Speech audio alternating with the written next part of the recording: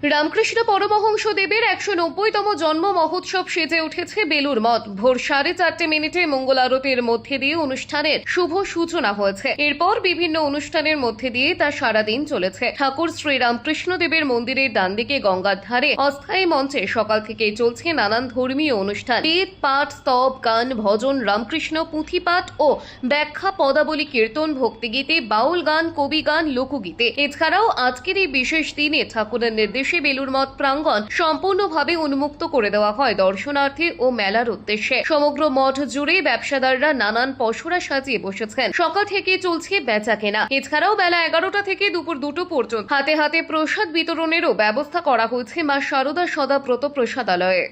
অভিজ্ঞতা হলো আমার এই বেলুন মঠের মেলাটা। সমস্ত কিছু নিজেরা তৈরি করি, বিক্রি করি। এই উপার্জনলব্ধ যে পয়সাটা, সেটা যখন আমরা কোনো অনাথ আশ্রমে গিয়ে বাচ্চাদের সেবার কাজে লাগাই বা মঠের মহারাজদের সঙ্গে কোথাও গিয়ে করি, তখন ভেতর থেকে একটা অন্তর থেকে ভীষণ তৃপ্তি পাই।